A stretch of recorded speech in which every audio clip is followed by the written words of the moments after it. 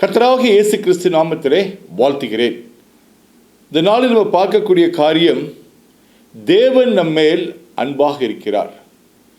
எந்த சூழ்நிலைகளிலும் கர்த்தர் நம்மேல் கருணை உள்ளவராகவும் கரிசனை உள்ளவராகவும் அவர் அன்பு செலுத்துகிறவராக இருக்கிறார். சில நேரங்களில் பலவிதமான தவறான காரியங்களை செய்து வருகிறோம், பலவிதமான மோசமான செயல்களை செய்து வருகிறோம், தேவனுக்கு எதிரான சில காரியங்களை செய்து வருகிறோம். மக்கள் மத்தியிலே பார்த்திங்கன்னா நமக்கு கிடைக்கப்பட்ட பெயர்கள் பார்த்திங்கன்னா சில நேரங்கள் அவப்பெயர்களாக நாம் வாழ்ந்து வருகிற சூழ்நிலையில் அவர் நமக்கு நம்மேல் அன்பு செலுத்துவராக இருக்கிறார். அதனால் எப்பேற்பட்ட சூழ்நிலை நம்ம வாழ்ந்தாலும் அவரை நோக்கி பார்த்து அவரிடத்தில் அவரை நாம் அணுகும் பொழுது அவர் நம்மை சேர்த்து கொள்கிறார். அவர் எப்பொழுதும் நமக்கு அன்பை செலுத்துகிறதுனால, அவர் அன்பாகவே இருப்பதனால பார்த்திங்கன்னா அவர் நமக்குள் உள்ள பாவங்களை பார்ப்பதில்லை, நாம் செய்த குற்றங்களை பார்ப்பதில்லை. அவரை நோக்கி பார்த்து இயேசுவே ஆண்டவர் என்று சொல்லும் பொழுது அவர் நம்மேல் அந்த பாவங்களை எல்லாம் மன்னித்து அவரே இரட்சகராக இருக்கிறார். நாம் செய்த பாவங்கள் எல்லாம் மன்னிக்கப்படுகிறது. அவர் நமக்கு ஒரு ஆலோசனை கர்த்தராக இருந்து நம்மை மாற்றி ஒரு புதிய மனிதராக நம்மை மாற்றுகிற தேவனாக இருக்கிறார். அப்போ நாம் செய்யக்கூடிய காரியங்கள் என்னன்னு பார்த்தீங்கன்னா, இயேசுவை ஆண்டவராக ஏற்றுக்கொள்வது, அவரை விசுவாசிப்பது. இயேசுவை ஆண்டவர் என்று விசுவாசிப்பது, அவர் எனக்காக மரித்தார், 3ஆம் நாளிலே உயிரோடு எழுந்தார், அவர் என் பாவங்களை எல்லாம் மன்னித்திருக்கிறார், அந்த பாவங்கள் மூலமாக வரக்கூடிய அனைத்து சாபங்களும் எல்லாவற்றிலும் எனக்கு விடுதலை ஆக்கியிருக்கிறார், அதன் மூலமாக வரக்கூடிய எல்லா கெட்ட செயல்களிலுமிருந்து என்னை விடுதலை ஆக்கியிருக்கிறார், என்னை புதிய ஆவியினால் என்னை அபிஷேகம் பண்ணியிருக்கிறார், என்னுடைய வாழ்க்கை புதிதாக இருக்கிறது, எல்லாம் பழையவில் எல்லாம் ஒளிந்து போயின, எல்லாம் புதிதாயின என்ற ஒரு வாழ்க்கை தான். ஒரு 2 காரியங்களை குறித்து நாம் வேதாகமத்தில் பார்ப்போம். இயேசு ஒரு காரியத்தை, எல்லோரும் ஒரு ஸ்திரீயை பாவி என்று பார்க்கும் பொழுது இயேசு அவளை எப்படி அவர் பார்க்கிறார் என்று இதிலிருந்து நாம் வாசிக்கலாம். யோவான் 8ஆம் அதிகாரம் 1ஆம் வசனத்திலிருந்து படிக்கிறேன். இயேசு ஒலிவமலைக்கு போனார். மறுநாள் காலையிலே அவர் திரும்பி தேவாலயத்துக்கு வந்தபோது ஜனங்கள் எல்லோரும் அவரிடத்தில் வந்தார்கள். அவர் உட்கார்ந்து அவர்களுக்கு உபதேசம் பண்ணினார். அப்பொழுது விபச்சாரத்திலே கண்டுபிடிக்கப்பட்ட ஒரு ஸ்திரீ வேதபாரகரும் பரிசேயரும் அவரிடத்தில் கொண்டு வந்து அவளை நடுவே நிறுத்தி, போதகரே, இந்த ஸ்திரீ விபச்சாரத்தில் கைது செய்யப்பட்டு பிடிபட்டால் இப்படிப்பட்டவர்களை கல்லெறிந்து கொள்ள வேண்டும் என்று மோசே நியாயப்பிரமாணத்தில் நம்ம கட்டளையிட்டிருக்கிறாரே, நீர் என்ன சொல்கிறீர் என்றார். பாருங்க, விபச்சாரத்தில் ஈடுபட்ட ஒரு ஸ்திரீயை கையும் களுமாக பிடிச்சிட்டு வந்து அவளுக்கு என்ன செய்ய வேண்டும், எந்த விதமான தண்டனை கொடுக்க வேண்டும், மோசே சொல்லப்பட்ட அந்த நியாயப்பிரமாணத்தை சுட்டி காமிச்சு, தண்டனைக்கு உட்பட்டவளாக இருக்கிறார், இவள் கல்லெறிந்து கொல்லப்பட வேண்டும். ஏன்னா மோசே நியாயப்பிரமாணத்தில் விபச்சாரம் செய்தவர்களை கல்லெறிந்து கொள்ள வேண்டும் என்று அதை நியாயப்பிரமாணத்தின் மூலமாக சொல்லப்பட்டிருக்கிறது. உங்களுக்கு இயேசுவை ஏற்றுக்கொண்ட பிறகு பார்த்திங்கன்னா, நாம் நியாயப்பிரமாணத்துக்கு உட்பட்டவர்கள் அல்ல, நாம் கிருபைக்கு உட்பட்டவர்களாக இருக்கிறோம். அவர் கிருபையின் மூலமாக நாம் ரட்சிக்கப்பட்டிருக்கிறோம். அந்த கிருபை நமக்கு இலவசமாக கொடுக்கப்பட்டிருக்கிறது. அப்போ அந்த நியாயப்பிரமாணத்தின் மூலமாக ஒருவரும் இயேசுவை அணுக முடியாது. உங்களுக்கு நியாயப்பிரமாணத்தின் மூலமாக ஒரு மனிதனாலும் வாழ முடியாது அப்படின்ற காரியம் சொல்லப்படுது. உங்களுக்கு இயேசு மாத்திரம்தான் நியாயப்பிரமாணத்தின்படி ஒரு பாவம் செய்யாத மனிதராக பிறந்து ஒரு பாவம் செய்யாத ஒரே மனிதன் இயேசு மாத்திரம்தான். உங்களுக்கு அவருடைய இரத்தத்தின் மூலமாக தான் நாம் மீட்கப்பட்டிருக்கிறோம், அந்த பழுதற்ற ஆட்டுக்குட்டி மூலமாக. அப்போ இயேசு எப்படி பார்க்குறான்னு பாருங்கள். சொல்கிறாங்க, மோசே உடைய நியாயப்பிரமாணத்தின் மூலமாக கல்லெறியப்பட வேண்டும், அவள் கட்டாயமாக தண்டிக்கப்பட வேண்டும், அவளுக்கு தண்டனை கொடுக்கப்பட வேண்டும். நமக்கு தெரிந்த காரியம் என்னன்னு பார்த்தீங்கன்னா, வேதாகமம் சொல்கிறபடி நமக்கு வரவேறிய தண்டனையை இயேசு ஏற்றுக்கொண்டிருக்கிறார். அந்த விபச்சார பெண்ணுக்கு வர வேண்டிய தண்டனை, அது விபச்சார பெண்ணுக்கு வர வேண்டிய தண்டனை கல்லெறியப்பட்டு கொல்லப்பட வேண்டும் என்ற சூழ்நிலை இங்கே இருக்குது. ஒரு மோசமான சூழ்நிலை. அது வந்து கண்டிப்பாக அவங்க எல்லாம் கல்லை எடுத்துக்கொண்டு ரெடியாக இருக்கிறாங்க. கல்லை கொண்டு எறிந்து அவளை கொல்லப்பட வேண்டும். இதுதான் வந்து நியாயப்பிரமாணத்தின்படி. ஆனால் நாம் இயேசு நியாயப்பிரமாணத்திற்கு அப்பாற்பட்டவர்.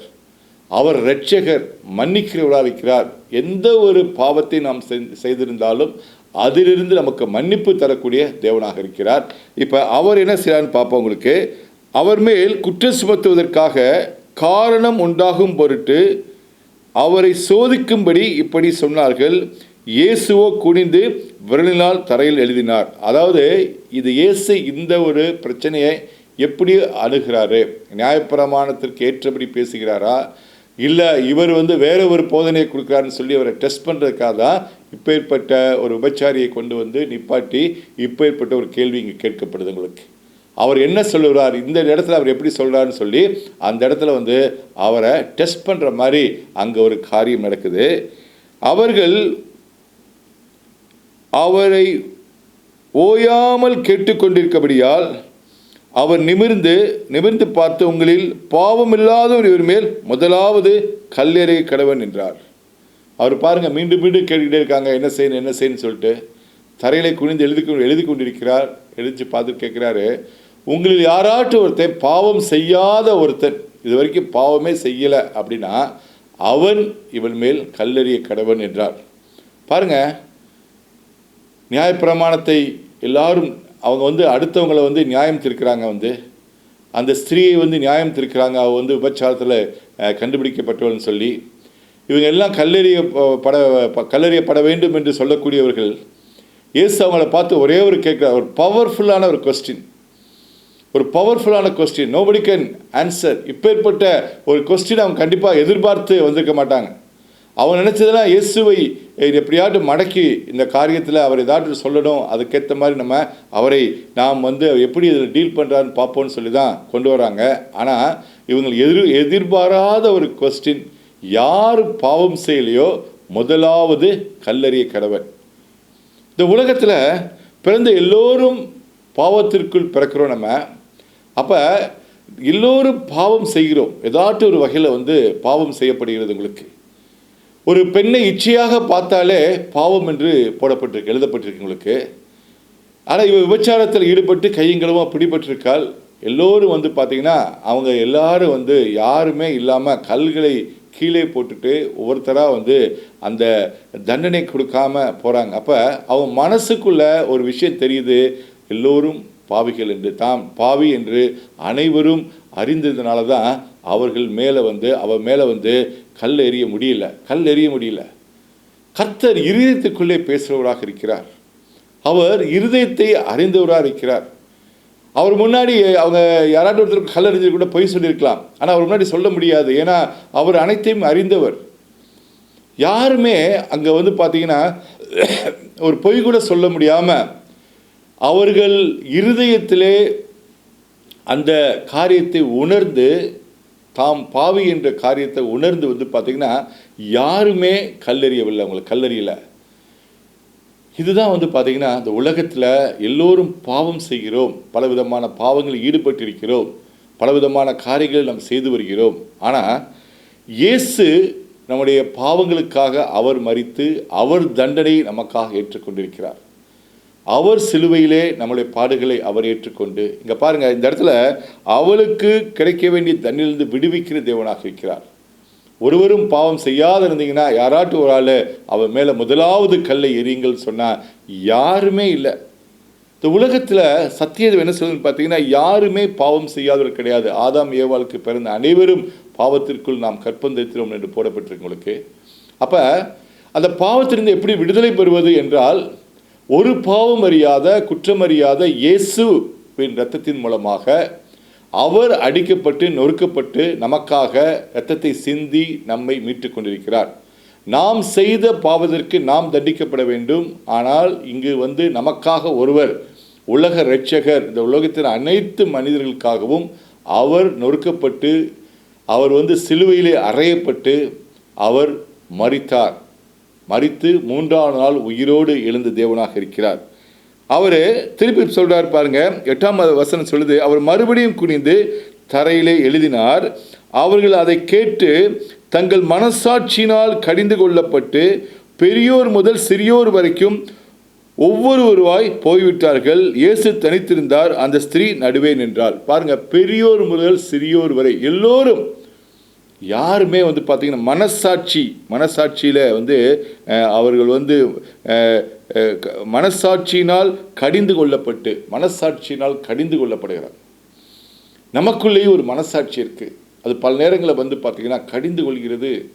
அது உண்மையை சொல்லுது. அதை யார்கிட்டையும் மறைக்க முடியாது. நமக்கு தெரியும், நாம் செய்த காரியங்கள் நமக்கு தெரியும். அதனால தான் சிறியோர் முதல் பெரியோர் வரை அது மனசாட்சியால் கடிந்து கொள்ளக்கூடிய ஒரு சூழ்நிலை. நாம் ஒருவேளை அப்பேற்பட்ட ஒரு சூழ்நிலை இருந்தோம் அப்படின்னா, நாம் தேவனிடத்தில் இயேசுவினிடத்தில் கேட்டோம் அப்படின்னா, அவர் நமக்கு இந்த ரட்சிப்பை தருகிறார். அந்த மனசாட்சியில் இருந்து நமக்கு குற்றம் நம்மளுக்கு செய்திருக்கிறோம் என்ற உணர்வை நீக்குவது தான் இயேசுவின் ரத்தமாக இருக்கிறது. அந்த கில்ட், அந்த காண்டம்னேஷன், நான் குற்ற உணர்ச்சியோட வாழ்வதற்கு குற்ற உணர்ச்சி மனிதரை கொல்லக்கூடிய ஒரு காரியமாக இருக்கு. உங்களுக்கு அந்த குற்ற உணர்ச்சி பார்த்தீங்கன்னா எப்பொழுதும் நமக்கு முன்பாக, கண்களுக்கு முன்பாக நிற்கும். ஏதாட்டும் ஒரு பிரச்சனை வந்துச்சுன்னா அந்த செய்த குற்றத்தினால தான் வந்துச்சோ, நான் அந்த காரியத்தினால தான் எனக்கு என் கண்களுக்கு முன்பாக இந்த காரியங்கள் எனக்கு நடக்குதோ, என் பிள்ளைகளுக்கு நடக்குதோ, என் குடும்பத்தில் இதனால தான் காரணமோ என்று நாம் எப்பவோ செய்த ஒரு பாவத்தை நம்மளுக்கு கண்களுக்கு முன்பாக அதனால தான் காரணமோ என்று நாம் அதன் மூலமாக பார்த்தீங்கன்னா நிறைய நேரங்களில் தூக்கமின்மைகளாக பல பேர்கிட்ட சொல்லக்கூடியாத சில காரியங்களால் நாம் வாழ்ந்து கொண்டிருக்கிறோம். ஆனால் இயேசு அதை மன்னிக்க வல்லவராக இருக்கிறார். அந்த குற்றத்தை, நீங்கள் செய்த அந்த குற்றத்தை மன்னிக்க வல்லவராக இருக்கிறார். எல்லோரும் பாவம் செய்திருக்கிறார்கள். அதனால தான் ஒருத்தர் கூட அந்த இடத்துல சிறியோர் முதல் பெரியோர் வரை என்று போடப்பட்டிருக்கு. பெரியவங்க தான் அந்த காரியத்தில் பண்ணாங்கன்னா, சிறியோர் முதல் பெரியோர் வரை யாருமே அந்த இடத்துல நிற்கக்கூடிய திராணிகளாக இருக்கிறவங்களுக்கு இயேசுவின் அன்பு பாருங்க. அந்த இடத்துல அந்த ஸ்திரீ செய்த அந்த காரியத்தை அவர் அதை பொருட்படுத்தாமல் அவளை வேற விதமாக இன்னும் மோசமான வார்த்தைகளால் திட்டியோ, நீ விபச்சாரம் செய்திருக்கிற அப்படின்னு சொல்லி இன்னும் அவளை கடிந்து கொண்டு அவள் மேல் கோபத்தை காமித்து அவர் இன்னும் மோசமான ஒரு சூழ்நிலைக்கு தள்ளாமல் அவர் எப்படி அதை செயல்படுறான்னு பாருங்க, எப்படி அந்த விஷயத்தை அவர் ஹேண்டில் பண்ணுறாரு பாருங்க. இயேசு நிமிர்ந்து அந்த ஸ்திரீயை தவிர வேறு ஒருவர் இல்லை காணாமல், ஸ்திரீயே, உன்மேல் குற்றம் சாட்டினவள் எங்கே? ஒருவனாலும் உன்னை ஆக்கினைக்குள்ளாக தீர்க்கவில்லையா என்றார். அவர் கேட்கிறாரு, ஒருவனாகிலும் உன்னை ஆக்கினைக்குள் தீர்க்கவில்லையா? பார்த்து கேட்கிறார், தலையை நிமிர்ந்து பார்க்கிறாரு. யாருமே இல்லை, அவன் மாத்திரம்தான் இருக்கா, ஒருத்தர் கூட ஆக்கினைக்குள் தீர்க்கவில்லையா அப்படின்னு ஒரு விஷயத்தை கேட்கிறாரு. தீர்க்கவில்லையா என்றார். அதற்கு அவள், இல்லை ஆண்டவரே என்றால். இயேசு அவளை நோக்கி, நானும் உன்னை ஆக்கினைக்குள்ளாக தீர்க்கிறதில்லை, நீ போ, இனி பாவம் செய்யாதே என்றார். பாருங்க, நானும் உன்னை ஆக்கினைக்குள் தீர்க்கிறதில்லை. மன்னிக்கிற தேவன், மன்னிக்கிறது மாத்திரமல்ல, நம்ம செய்த பாவங்களை மறக்கிற தேவனாக இருக்கிறார். ஆக்கினைக்குள் தீர்ப்பதற்காக அவர் வரல. இந்த உலகத்தில் பார்த்தீங்கன்னா அவங்களை ஆக்கினைக்குள் தீர்த்து உங்களை பாவி என்று சொல்லி மீண்டும் மீண்டும் அப்படியுடைய வார்த்தைகளை சொல்லி குற்ற உணர்ச்சியினால் வாதிக்கிறதுக்காக இயேசு இங்கே வரல. உங்களுக்கு செய்த குற்றங்களுக்கு தவறு என்று சொல்லி உங்களை கஷ்டப்படுத்தி கடினப்படுத்தி உங்கள் வாழ்க்கையை இன்னும் மோசமாக ஆக்கும்படியும் இன்னும் மோசமாக நீங்கள் அது மாதிரி செயல்பாட்டில் இறங்கக்கூடியவர்களாக மாற்றவர்களாக தேவன் அப்பேற்பட்ட தேவன் இல்லை. அவர் உங்கள் மன மாற்றத்தை விரும்புகிற தேவனாக இருக்கிறார். அவரை நோக்கி பாருங்கள். அவர் உங்களுக்கு அந்த பழைய வாழ்க்கையிலிருந்து விடுதலை தேவனாக இருக்கிறார். நானும் உன்னை ஆக்கினை தீர்க்கதில்லை என்று சொல்கிறார். உங்களை பார்த்து கர்த்தர் சொல்றாரு, நானும் உன்னை ஆக்கினைக்குள்ளாக தீர்க்கிறதில்லை என்று சொல்கிறார்களே. நீங்கள் எப்பேற்பட்ட பாவங்களை செய்திருந்தாலும் கர்த்தர் உங்களை சொல்றாரு, உங்களை மன்னிக்கிற தேவன். நானும் உன்னை உங்கள் பாவங்கள் மூலமாக உன்னை பார்ப்பதில்லை, என் இரத்தத்தின் மூலமாக உன்னை நீதிமான் என்ற ஸ்தானத்தில் நான் பார்க்கிறேன். உங்களுக்கு இயேசுவை ஆண்டவர் என்று ஏற்றுக்கொண்டு அவரை நாம் முழுவதாக விசுவாசிக்கும் பொழுது நாம் விசுவாச மார்க்கத்தாராக மாறுகிறோம். அந்த விசுவாசிகளை கர்த்தர் நீதிமான்களை ஆக்கியிருக்கிறார். நாம் செய்த நீதி கிடையாது, இயேசு செய்த நீதியின் மூலமாக அவர் நீதிமானாய் வாழ்ந்தார் என்பதற்காக, அவர் நமக்காக மறிக்கப்பட்டதுக்காக அவர் நம்மளை நீதிமானாக பார்க்கிறார் உங்களுக்கு. அதனால சொல்றாரு, நான் உன்னை ஆக்கினைக்குள்ளாக தீர்க்கிறதில்லை. அப்போ அந்த குற்ற உணர்ச்சி, ஒருவேளை இதை கேட்டுக்கொண்டு பார்த்துக்கொண்டு ஏதாவது குற்ற உணர்ச்சியில் இருந்தீங்க அப்படின்னா, உங்களுக்கு இன்றைக்கி கர்த்தர் விடுதலை தருகிற தேவனாக இருக்கிறார். அவர் உங்கள் குற்றங்களை பார்ப்பதில்லை, அவர் உங்களை ஆக்கினைக்குள் தீர்ப்பதில்லை. அவர் உங்களுடைய விடுதலை கொடுக்கிறார், உங்களுக்கு விடுவிக்கிறார், அந்த காரியங்களிலிருந்து விடுதலை கொடுக்கிறார். கம்ப்ளீட்டாக அந்த காரியத்திலிருந்து விடுதலை கொடுக்கிற தேவனாக இருக்கிறார். உங்களுக்கு அப்பேற்பட்ட தேவனாக இருக்கிறார். மறுபடியும் இயேசு ஜனங்களை நோக்கி, நான் உலகத்திற்கு ஒளியாய் இருக்கிறேன், என்னை பின்பற்றுகிறவன் இருளிலே நடவாமல் ஜீவ ஒளியை அடைந்திருப்பான். அப்புறம் சொல்றார், நான் உலகத்திற்கு ஒளியாய் இருக்கிறேன், என்னை பின்பற்றுகிறவன் இருளிலே நடவாமல் ஜீவ ஒளியை அடைந்திருப்பான். ஒருவேளை வாழ்க்கை இருளில் நடக்கக்கூடிய ஒரு வாழ்க்கை மாதிரி தெரிஞ்சிச்சு அப்படின்னா, இந்த இயேசுவை பின்பற்றுங்க. இயேசுவின் பார்த்தீங்கன்னா அவர் ஜீவ ஒளியாக இருக்கிறார். வெளிச்சத்தை பார்த்தீங்கன்னா ஒளி தான் அதுக்கு ஒரே ஒரு தீர்வு. இருட்டுக்கு ஒரே ஒரு தீர்வு என்னன்னு பார்த்தீங்கன்னா அது வெளிச்சம்தான். அந்த வெளிச்சம் தேவனாக இருக்கிறார், இயேசுவாக இருக்கிறார். அப்போ ஒரு வேளை வாழ்க்கையில் ஒரு இருளான ஒரு சூழ்நிலையாக இருக்குது, வெளிச்சம் இல்லை அப்படின்னு பார்த்தீங்கன்னா, he is the light of the world. அந்த இயேசுவை நீங்கள் உங்கள் மனதில் ஏற்றுக்கொள்ளும் பொழுது பார்த்தீங்கன்னா உங்களுக்கு அந்த வெளிச்சம் கொடுக்கப்படும். உங்களுடைய பார்வை மாறும். வெளிச்சத்திலே பார்ப்பதற்கும் இருளில் இருந்து பார்ப்பதற்கும் நிறைய வித்தியாசங்கள் உண்டு. வெளிச்சத்திற்குள் இருந்து பார்க்கும் பொழுது பல காரியங்கள் நமக்கு சரியாக அவருடைய ஆலோசனை மூலமாக நமக்கு சொல்லப்படும். உங்களுக்கு மன்னிக்கிற தேவன். இன்னொரு காரியத்தை பார்ப்போம். அதே மாதிரி பார்த்தீங்கன்னா லூக்கா 19ஆம் அதிகாரம் 1ஆம் வசனம் சொல்றது, அவர் எரிகோவில் பிரவேசித்து அதன் வழியாக நடந்து போகையில் ஆயக்காரருக்கு தலைவனும் ஐஸ்வர்யமாக இருந்த சகேயு எனப்பட்ட ஒரு மனுஷன் இயேசு எப்படிப்பட்டவரோ என்று அவரை பார்க்க வகை தேடினான். அவன் குள்ளனான் என்படியால் ஜனக்கூட்டத்தில் அவனை காணக்கூடாமல், இங்கே ஒரு பாருங்க, ஆயக்காரனுக்கு தலைவனும் ஐஸ்வர்யமாக இருந்தான், ஐஸ்வர்யவானுமாக இருந்தான். அவன் பாருங்க ஒரு குள்ளனாக இருக்கிறான். பார்த்தீங்கன்னா இயேசு எப்படிப்பட்டவர் என்று அவரை பார்க்க வகை தேடினான். அவனுக்கு ஒரு கியூரியாசிட்டி, இயேசு எப்படிப்பட்டவரோ. ஒருவேளை சில நேரம் இதை கேட்டுக்கொண்டு உங்களுக்கு கூட தோணலாம், இயேசு எப்படிப்பட்டவரோ, இயேசுவை பற்றி நீங்கள் தெரிஞ்சுக்கிது இது வரைக்கும் கேள்விப்படல அப்படின்னா, அவரை பற்றி தெரிஞ்சுக்கணும்னு ஆசைப்பட்டீங்கன்னா, இயேசு எப்படிப்பட்டவரோ அவரை பார்க்க வகை தேடினான். அவனுக்குள்ளானபடியால் ஜனக்கூட்டத்தில் அவரை காணக்கூடாமல் அவர் போகும் வழியில் முன்னாக ஓடி அவரை பார்க்கும்படி ஒரு காட்டத்தி மரத்தில் ஏறினான். பாருங்க, அவனுக்குள்ள ஒரு ஆசை, ஒரு ஆர்வம். ஏன்னா கண்டிப்பாக இயேசு பற்றி கேள்விப்பட்டிருக்குன்னா வேறு விதமாக கேள்விப்பட்டிருக்கலாம், அதை எப்படியாவது நேரில் பார்க்கணுன்ற ஒரு ஆசையில் பார்த்தீங்கன்னா குடுகுடுன்னு ஓடி ஒரு காட்டத்தி மரத்தில் ஏறி, ஏன்னா குள்ளனான பார்க்க முடியல கூட்டம், அப்பேற்பட்ட கூட்டம், ஏறி உட்காந்து அவரை பார்க்கலான்னு சொல்லி ஒரு முயற்சி. சில நேரங்களில் நாமும் இந்த இயேசுவை காண வேண்டும் என்றால் சில முயற்சிகளை எடுக்க வேண்டும். உங்களுக்கு அது எப்படி ஓடி போய் அவரை பார்க்கணுன்னு ஆசைப்படுறானோ அது மாதிரி அவர் யார் அப்படின்னு சொல்லி நீங்கள் முயற்சி எடுக்க வேண்டும்.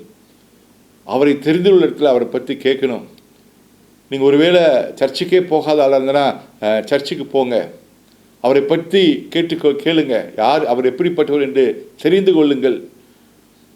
சகேயு பாருங்க, அன்றைக்கி ஓடி போகிறான். அந்த மாதிரி நாமும் உங்களுக்கு இயேசுவை பற்றி அறிந்தவர்களிடத்தில் போய் நீங்கள் இப்போ இயேசுவை பற்றி எனக்கு அறிந்து கொள்ள வேண்டும் என்று ஒரு எஃபர்ட் நம்ம எடுக்கிற மாதிரி இருக்கு. நம்மளுக்கு ஒரு ஸ்டெப் நம்ம ஃபார்வர்ட் பண்ணி எடுக்கும்போது பார்த்தீங்கன்னா அவரை அறிந்து கொள்ளும் பொழுது நம்மளுக்கு ரட்சிப்பு கிடைக்கும். உங்களுக்கு அந்த மாதிரி ஒரு ஒரு சகேயு ஒரு பாவ மனிதனாக இருந்தால் கூட பார்த்தீங்கன்னா அவரை அறிந்து கொள்ள ஒரு வாஞ்சை உங்களுக்கும் ஒருவேளை இந்த தேவனை, இந்த உண்மையான தேவனை அறிந்து கொள்ள வேண்டும் என்ற ஒரு வாஞ்சை இருந்துச்சு அப்படின்னா ஓடி அவன் போனது போல் யாராட்டு ஒருவர் இயேசுவை பற்றி சொல்லக்கூடிய நபர்களிடத்துலையோ அல்லாட்டி நீங்கள் ஒரு ஆலயத்துக்கோ சென்று அவரை பற்றி நீங்கள் அறிந்து கொள்ளுங்கள். அறிந்து கொள்ளக்கூடிய ஒரு ஆவல் கர்த்தர் உங்களுக்கு இன்று கொடுப்பவராக உங்களுக்கு இயேசு அந்த இடத்தில் வந்தபொழுது அண்ணாந்து பார்த்து அவனை கண்டு, சகோயுவே, நீ சீக்கிரமாய் இறங்கி வா, இன்றைக்கு நான் உன் வீட்டிலே தங்க வேண்டும் என்றார். பாருங்க, இயேசுக்கு சகேயோட பேரே தெரிஞ்சிருக்கு உங்களுக்கு. He knows you by your name. அவருக்கு உங்கள் பேர் தெரிஞ்சிருக்கு. உங்களை பேர் சொல்லி அழைக்கிற தேவன். இங்க பாருங்க, பேர் சொல்லி அழைக்கிறார் உங்களுக்கு. சகேயுவே, அவனை கண்டு, சகேயுவே, நீ சீக்கிரமா இறங்கி வா, இன்றைக்கு நான் உன் வீட்டிலே தங்க வேண்டும் என்றார்.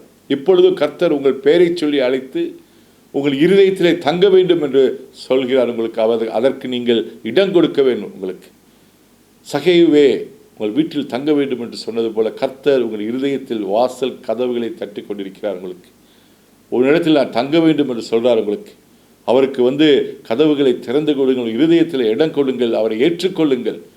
ஏற்றுக்கொள்ளும்போது என்ன நடக்குன்னு பாருங்க. அவர் சீக்கிரமாக இறங்கி சந்தோஷத்தோடு அவரை அழைத்து கொண்டு போனான். பாருங்க, சந்தோஷத்தோடு அழைத்து கொண்டு போனான். நீங்கள் ஒருவேளை இயேசுவை எப்படிப்பட்ட அறிவு நினைச்ச ஒரு எஃபர்ட் எடுத்துட்டு போகும்போது அவரை பற்றி கேள்விப்பட்ட உடனே, அவன் பார்த்த உடனே பார்த்தீங்கன்னா சந்தோஷத்துடனே அழைத்து கொண்டு போனான். நீங்களும் இயேசுவை ஏற்றுக்கொண்டிருக்கும் பொழுது அந்த சந்தோஷம் தானாக வந்துடும் உங்களுக்கு. அவரே ஒரு சந்தோஷம், அவர் மகிழ்ச்சியின் தேவனாக இருக்கிறார். அந்த சந்தோஷத்தோடு போகக்கூடிய ஒரு காரியம் பாருங்க. அதை கண்டு யாவரும் இவன் பாவியான மனுஷனிடத்தில் தங்க போனார் என்று முறுமுறுத்தார்கள். அதாவது கூட்டத்தில் உள்ள மக்கள் எப்பயுமே பார்த்தீங்கன்னா பாவியான மனுஷன், விபச்சாரி, இதை மாதிரி தான் பார்ப்பாங்க உங்களுக்கு. அது மாதிரி தான் பாவியான மனுஷன்கிட்ட போகிறாரே அப்படின்னு சொல்லி அங்கே உள்ள சுற்றி உள்ள மனிதர்கள் பேசிக்கிட்டிருக்காங்க. பாவிகளை ரட்சிக்க தான் கிறிஸ்து இந்த உலகத்திற்கு வந்தார். உங்களுக்கு நீதிமானுக்கல்ல, பாவிகளை ரட்சித்து நீதிமான் ஆக்குவதற்காக இந்த உலகத்திற்கு வந்த தேவனாக இருக்கிறார். அதான் நம்முடைய தேவனாக இருக்கக்கூடிய ஒரு காரியம்.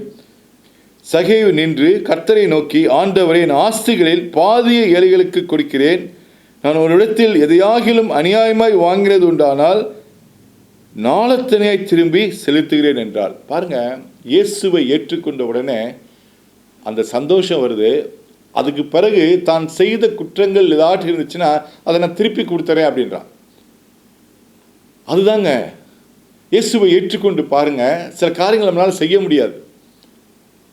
அங்கே அந்த விபச்சாரியை அங்கே ரட்சிக்கப்படுகிறாள். இங்கே பாருங்க, அவன் ஒரு டாக்ஸ் கலெக்டர் சொல்கிறான், நாளத்தனையாய் நான் திருப்பி செலுத்துகிறேன் என்றான். இயேசுவை நோக்கி, இன்றைக்கு இந்த வீட்டுக்கு ரட்சிப்பு வந்தது, இவனும் ஆபிரகாமின் குமாரனாய் இருக்கிறானே. பாருங்க, கர்த்தர் என்ன சொல்றார் அடுத்து, இழந்து போனதை தேடவும் ரட்சிக்கவே மனுஷகுமாரன் வந்திருக்கிறார் என்றார். இழந்து போனதை தேடவும் ரட்சிக்கவும் மனுஷகுமாரன் வந்திருக்கிறார் என்றார். மனுஷகுமாரன் இழந்து போன காரியங்களை, நாம் இழந்த அந்த ஐஸ்வர்யம், ஆரோக்கியம், சமாதானம், இழந்து போன அனைத்து காரியங்களையும் மீட்டு கொடுக்க வந்திருக்கிற தேவனாக இருக்கிறார். ஒருவேளை சரீரத்தில் சுகம் இல்லை என்றால் அந்த இழந்த சுகத்தை மீட்டு கொடுக்கிற தேவனாக வந்திருக்கிறார். ஒருவேளை பணம் பற்றாக்குறை இழந்த ஐஸ்வர்யத்தை நீங்கள் இழந்திருந்தீங்க அப்படின்னா அந்த இழந்த ஐஸ்வர்யத்தை மீட்டு கொடுக்க தேவனாக இருக்கிறார். ஒருவேளை சமாதானம் இன்மை இருந்துச்சு அப்படின்னா அதை மீட்டு கொடுக்க வந்திருக்கிறார். அவர் உங்களை ரட்சிக்கிற தேவனாக இருக்கிறார். இன்று உங்கள் வீட்டில் ரட்சிப்பு வந்தது. கர்த்தர் பாவங்களை பார்க்கிறவர்கள, அவர் நீதிமான் ஆக்குவதற்காக அவரை ஏற்றுக்கொள்ளுங்கள். உங்கள் பாவங்களை மன்னித்து உங்கள் நீதியின் பாதையிலே நடத்துகிற தேவனாக இருக்கிறார். ஜெபிப்போம். இயேசு கிறிஸ்துவின் நாமத்தின் மூலமாக இடத்துல வருகிறோம். கர்த்தாவே, அப்பா பிதாவே என்று கூப்பிடக்கூடிய ஸ்லாக்கியத்தை எங்களுக்கு கொடுத்திருக்கா நன்றி. எங்கள் பாவங்களை நீ பாராதபடிக்கு கர்த்தாவே, நீர் உம்முடைய இரத்தத்தின் மூலமாக எங்களை விடுதலை ஆக்கியிருக்கிறீர். அந்த விடுதலையின் மூலமாக இந்த நோய்களிலிருந்து எங்களுக்கு விடுதலை கிடைத்திருக்கா நன்றி. நீர் கொடுத்த விடுதலையின் மூலமாக இந்த பற்றாக்குறை, இந்த தரித்திரத்திலிருந்து விடுதலை போதுமானவருக்கும் அதிகமாய் தருகிற தேவனாக இருக்கிறீர். பொருளாதார ரீதியிலே கர்த்தர் நீர் ஆசீர்வதிக்கிறீர். கர்த்தாவே, ஐஸ்வர்யத்தை சம்பாதிக்கிற பலனை தருகிறீர். கர்த்தாவே, நீர் எங்கள் பாவங்களை பார்க்காமல் கர்த்தாவே எங்களை நீர் நீதிமானாக பார்ப்பதற்காக நன்றி.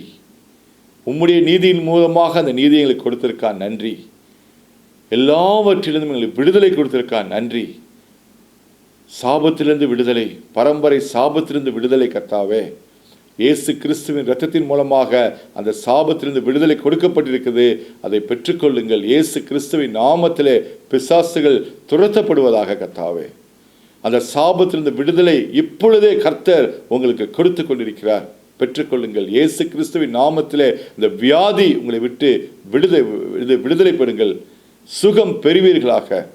சோத்திரம் ஆண்டவரே, நல்லவரே. இப்பொழுதே எல்லா நல்ல ஒரு வேலை கிடைப்பதற்காக நன்றி. உயர்ந்த ஸ்தானத்திலே வைக்கப்படுவீர்கள். தேவையில் எல்லாம் சந்தித்து மிச்சம் எடுக்கக்கூடிய ஒரு வாழ்க்கை கர்த்தர் உங்களுக்கு கொடுப்பார்.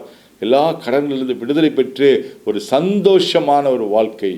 இயேசு வீட்டுக்குள் வரும்பொழுது அந்த சகைவை பெற்ற அந்த சந்தோஷத்தை போல நீங்களும் ஒரு சந்தோஷமான ஒரு வாழ்க்கை வாழ கிருபை செய்ய கர்த்தர் வல்லவராயிருக்கிறார். அவரை விசுவாசித்து இதை பெற்றுக்கொள்ளுங்கள். பெற்றுக்கொண்டதற்காக நன்றி. இயேசு கிறிஸ்துவின் நாமத்திலே ஜெபிக்கிறேன்.